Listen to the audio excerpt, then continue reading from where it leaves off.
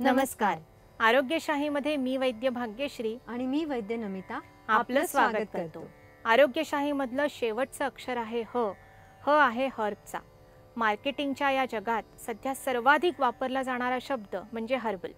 सिंथेटिकच्या तुलनेत हर्बल आणि नॅचरल गोष्टींचं महत्त्व सगळ्यांच्या लक्षात येत असल्याचं ते एक प्रूफ असलं तरी नावापुरतं हर्बल म्हणायचं आणि प्रत्यक्षात मात्र फक्त त्या वनस्पतीचा फ्रॅग्रन्स आणि रंग टाकून सिंथेटिक प्रॉडक्टच विकायचं असंही सर्रास चाललेलं दिसतं.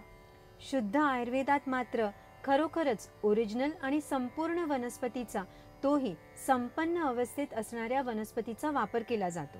अशीच एक घराघरात असणारी, स्वतःचा असा अप्रतिम सुगंध असणारी एक वनस्पती म्हणजे जायफळ. जायफळाचं मध्यम आकाराचं झाड असतं. याच्या नावात जरी फळ असलं तरी प्रत्यक्षात जायफळ हे फळ नाही बरं का, तर फळाच्या बी मधला मगज, ज्याला इंग्लिशमध्ये कर्नल असं म्हणतात, ते म्हणजे जायफळ. जायफळाचे फळ छोट्या पीचच्या आकाराचं असतं. फळ पिकलं की तो आपोआप दोन भागात विभागलं जातं आणि बी वरील लाल भडक रंगाची आणि जाळीदार असणारी जायपत्री दिसू लागते. या अवस्थेत फळ झाडावरून काढलं जातं. जायपत्री वेगळी करून आतल्या बी वरचं आवरण काढलं जातं की आतमध्ये आपण स्वयंपाकामध्ये वापरतो ते जायफळ मिळतं. जायफळ जवळजवळ सुपारीसारखं दिसतं, पण सुपारीच्या तुलनेत खूपच ठिसूळ असतं.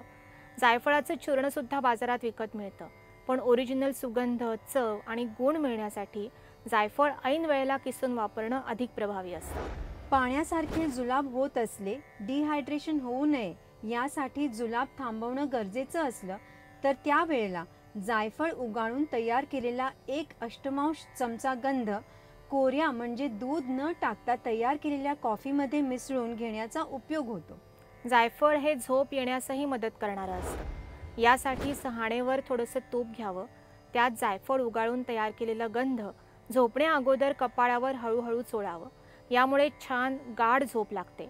आवश्यकता असेल तर बरोबरीने पोटातूनही पाव चमचा जायफळाच्या गंधात 2 चिमूट वेलचीची पूड मिसळून घेता येते. सर्दी, सायनसमुळे डोकं जड होऊन दुखत असेल, विशेषतः शंखप्रदेशी म्हणजे दोन्ही भुवयांच्या कानाकडील टोकापाशी दुखत असेल तर त्यावर जायफळ तुपात उगाळून तयार केलेला लेप लावण्याचा उपयोग होतो. श्रीखंडासारख्या पक्वान्नामध्ये थोडंसं जायफळ टाकलं जातं.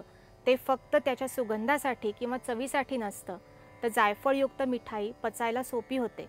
मिठाई खाल्ल्यानंतर पोटाला किंवा शरीराला येणारा जडपणा कमी होण्यासही यामुळे मदत मिळते. अशाच इतरही आरोग्यासाठी बेनिफिशियल असणाऱ्या वनस्पतींची माहिती हवी असेल तर पाहत रहा आरोग्यशाही लोकशाही मराठीवर.